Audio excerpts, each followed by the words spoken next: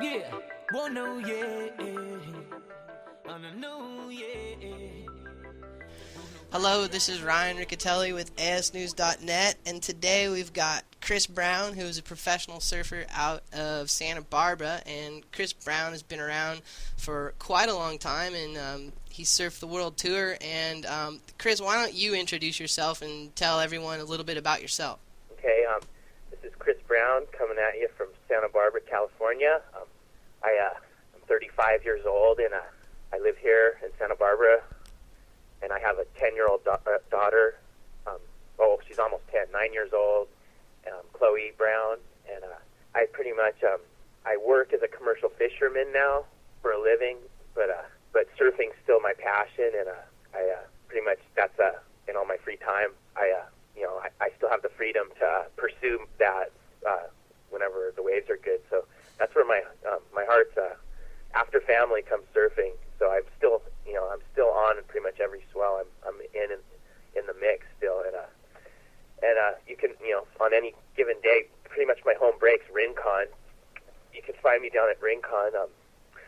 That's probably the most everyone knows Rincon. It's one of the best waves in the world, but you can find me there any given day. Otherwise, I'll be chasing the swells up and down the coast, wherever it might be best. Well, and you're a pretty humble guy. I mean, your name has been in the surfing industry for years. I grew up watching you surf, and your name is famous from Peter Townsend basically saying the Chris Brown wraparound. Why don't you talk a little bit about that? Yeah, I tell everyone I owe it all to PT because it's pretty amazing how far that actually went. It was pretty funny. It was a catchy little whatever rhyme he invented for just a cutback, and I guess I like to do a lot of cutbacks or whatever. So, anyways, it's amazing what a little name could do for someone. It actually I got a lot of good press out of that, and so I'd like to thank PT for all the support. That was really pretty clever of him. Well, and me and my friends, we used to joke around out in the water about when someone did a roundhouse or a cutback, that's what we'd call it, the Chris Brown wraparound. Yeah, like I said, that did because a lot of in the pro surfing game, you want pretty much any publicity is good publicity in a sense. You got to get your name out there. That's what's valuable to sponsors and stuff, and so that really helped me a lot. Even though it was just a funny little nickname or whatever, but it really it really stuck or whatever, so to speak. You were on the tour for years, and you traveled around the world. And why don't you talk a little bit about your time on the tour? Gosh, well, I got a lucky break when I was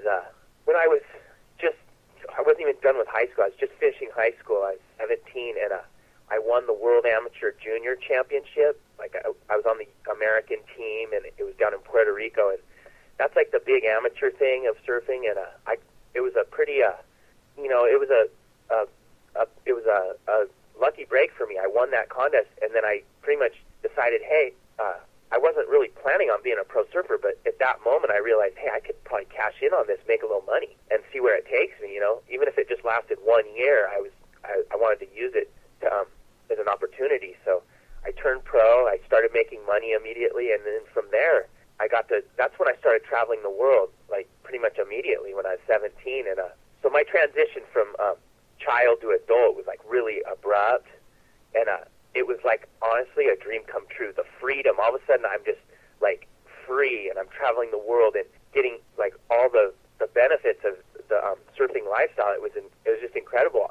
Not only that, all of a sudden I'm around the best surfers in the world, the Tommy Carrolls, Mark Occhilupo, Tom Curran, Martin Potter, Sonny Garcia, all these guys. I was getting to surf with it, and it just did wonders for my surfing. Just getting to be around those people, watch them surf, it helps you improve your game for sure. And so it was a dream come true. I realized that was the life for me, and I was pretty much willing to do anything to make it happen. And so I just I guess I dug deep. I loved the life so much that it inspired me to try really hard, and I knew the way for me to do it was to win contests. So I just it brought out the competitor in me, and I made it happen. I was never a champion, but I won contests here and there, and I had some solid enough results to where I made it onto the World Tour, and I think my best finish was in '93. I got 23rd, which is just middle of the field, but it's good enough to sustain the lifestyle. I was still sponsored, and I was maintaining my spot. I was maintaining my spot on the tour, so it was it was a great life. But then eventually, then in '95, my daughter was born, and everything changed for me. I had been doing it a while, and I was having moderate success, and I felt personally I had reached as far as a ceiling as far as my ability level. I didn't see myself as a title contender. So rather than keep traveling the world and be away, I wanted to be there for my daughter. So I decided to quit, and I let it all go. I dropped off tour, and I just changed gears, and I don't have any regrets about it because I wanted to be with my family and grow up, watch my daughter grow up and be there, and that's why I made the change. I don't miss the traveling because I did it for years, and it was it was a beautiful experience. It was stuff that you can you can't get any other. It was a magical experience, but it was a different time of my life.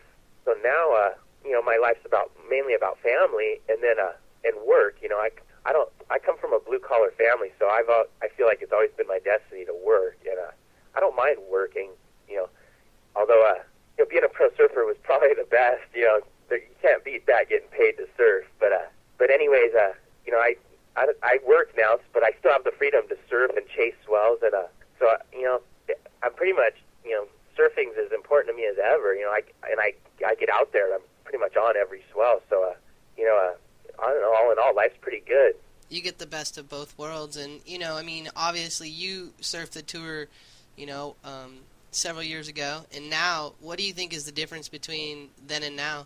As far as the tour, God, it seems like the ability of surfing's gone up. The equipment's better these days, and also there's the surfing kind of has boomed. So there's more people surfing, and there's more people ripping just by the sheer numbers. And God, it seems like the level of surfing on the young pros are doing these days is just insane. It's a lot more competitive than when I was doing it. So it seems like the level of surfing's gone up, and which is good for the sport. It's exciting. I watch some of the performance these guys are doing these days, and it's insane. And so I'd say, yeah, it's more competitive, and the surfing level's gone up, and that's exciting. Because I look back, I go, gosh, I feel lucky that I was got to do it when I did it. But now it's shit. I don't think I can compete with the kids these days. Well, what inspires me to do what we do here at ASNews.net is to bring guys like you on who are, you're the soul surfer now, and you've switched gears, and, you're really into charging big waves, and you do it not because you're getting paid, because you just love it. And why don't you talk about, your recent experience up at Mavericks this last week? Okay. Yeah, well, pretty much, I always like riding big waves, but I was never, the standout. I was never the charger like some people I know. But I definitely liked, the older I got, the more I realized, hey, whether I was competitive at it or not, I knew I liked riding big waves. And now that I'm older, it's kind of that's just where the excitement lies for me, when the waves are, big, and I just like getting barreled. So, whether the waves are big or small, I like surfing barreling waves, and that's just where the excitement lies for me. So and since surfing's just for recreation now, I'm obviously just going to do what's fun for me. And the big wave thing, it's a real exciting experience, because it's one of those things where you're amongst Mother Nature in her rawest form, and it's definitely there's danger involved, and so it keeps you honest, and it keeps you humble, and it's definitely nothing to take lightly. And but then again, it's really rewarding.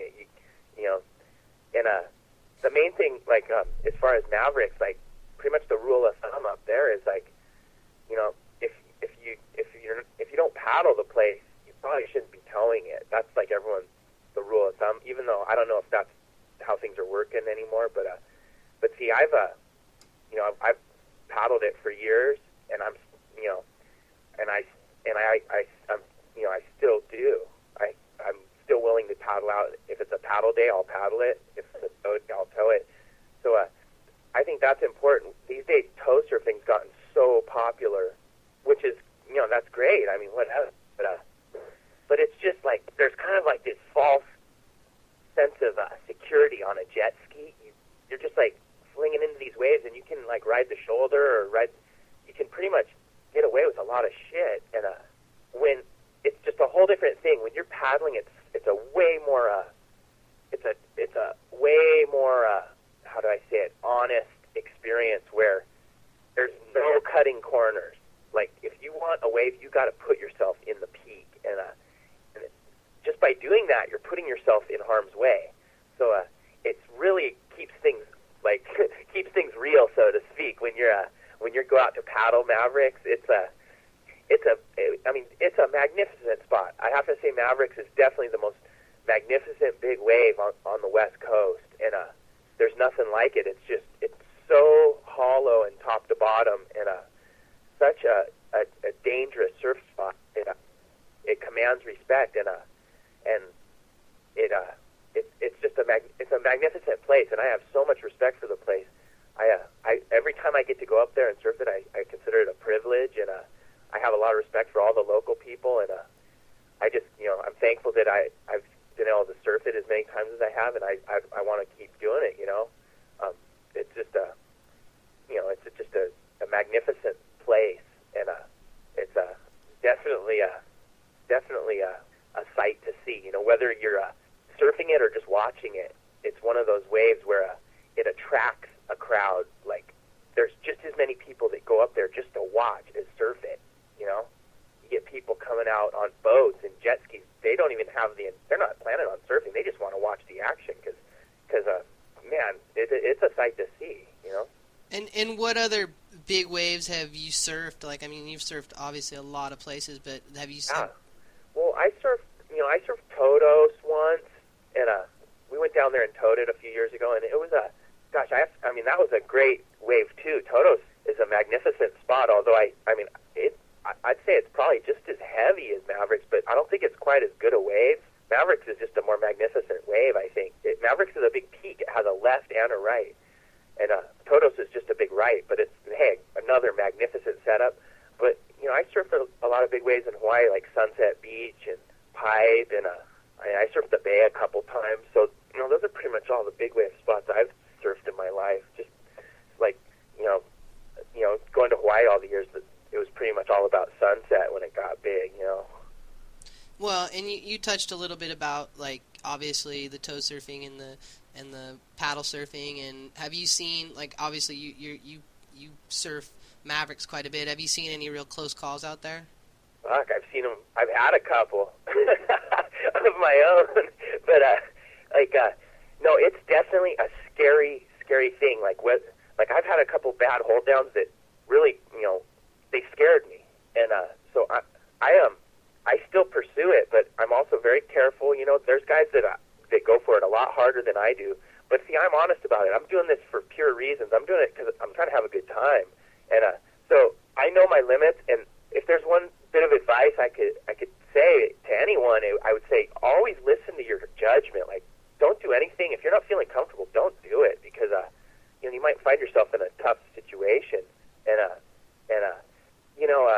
it's definitely a scary thing seeing someone else have a bad hold down where you see the board tombstoning or whatever. That's a really scary sight because you can tell they're if they're tombstoning, that means they're at the end of their leash. The thing's just holding them deep, and then if there's another wave coming, that's a horrifying sight because that, like, man, they got to get up at some point, and it's just there's, like I said, there's danger involved, and it's something to really keep in mind, and don't try to be a hero. That's my advice. When I go out there, I'm just trying to, pick and choose and be cautious and careful, yet you kind of got to have that go for it attitude, otherwise you shouldn't be out there. I mean, you got to be willing to go for it, and wipeouts.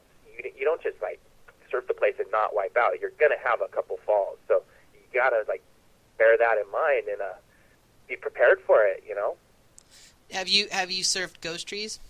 No, I haven't, but it's getting a lot of press. It looks like a hell of a wave. Yeah, that place looks crazy. The thing is, it pretty much breaks on all the same days Mavericks does. So it's kind of cool because it's dividing the crowd. Like a lot of people will go to Ghost Trees and some people will go to Mavericks. And the only reason I've always just gone to Mavericks because, well, that's what I know, and also that's, you know, it's not always up to me. If I'm towing with my partner, Mike Brummett, I let him make the call. He's the local up there at Mavericks, so I let Brummett make the call. And you know, we talk to like the boys, like Richard Schmidt or like Flea and all the boys, and see what they're doing in the warm outs. And you know, I pretty much like, I'm a guest up there. When I go up and surf Mavericks, I'm not a local. I consider myself a guest. So I pretty much let all my friends that are locals make the calls, and I just you know go along with their judgment because I trust their judgment. Yeah, and I agree. The crew up there, I mean, they're as legitimate as they come when it comes to big wave surfing. I mean, that place is legendary. And, you know, one thing I want to talk about, too, is, like, I mean, you're a guy, does that competitive part of you ever come out and maybe want to jump into any of these big wave contests? Well, yeah.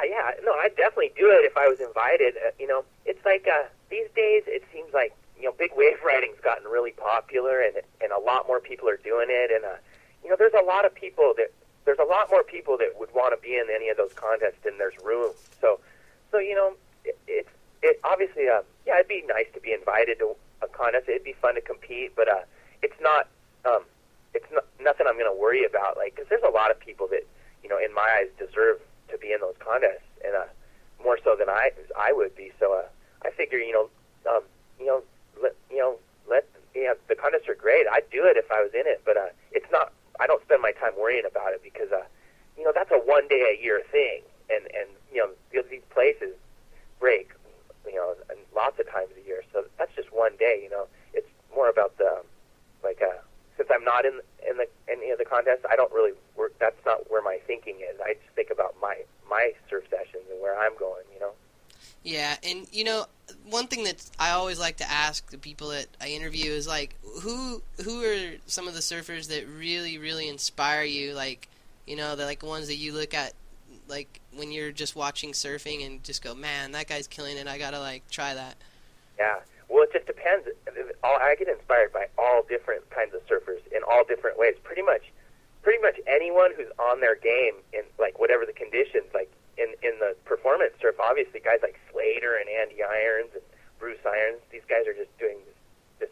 They're blowing up huge, and so pretty much all the young guys in the in the performance surf, and then in the bigger waves, it's like, you know, it's whoever's ripping. Like when I go to Mavericks, I see guys like, you know, you'll see, it's pretty much guys like Flea and Pete Mel have been pretty much running the place for the last 10 years or so, and but then you'll see old school guys like Jeff Clark. He's still like, the guy's been surfing the place longer than anyone, and he's still going hard, and he's in his mid-40s. And guys like Richard Schmidt that are old school, but they're just still on it, and you know, they're shining. So like, I can pretty much gain inspiration from all different kinds of people, like whether young or old. I mean, like the older I get, the more I look at those older guys and get inspired by them because they're still doing it, and you know, they're way older than me. It gives me inspiration, you know, because longevity, you know, they're in it for the long haul. It shows, you know, it's pretty awesome to see guys that are still out there, you know. Well, and that's very, very true, and I want to say thanks for coming on and letting us listen to what you had to say. We always let everyone drop some bombs for your friends and your sponsors or whomever, so why don't you drop some bombs? Oh, okay. Well, I just want to say thanks to my family, and say hi to my daughter, Chloe, and yeah, thanks to all my friends and all my boys on the west side in Santa Cruz for taking me under their wing and giving me all the love up there, and thank the good Lord for giving us the opportunity to surf, and that's about it. Well, hey man, it's a pleasure talking to you. Like I said, I grew up watching you surf, so it's really cool to interview you. And this will be going live tonight, so I will. Right on, Ryan. Hey, thanks a lot. It's been a pleasure. All right, man. Have a great day. Okay,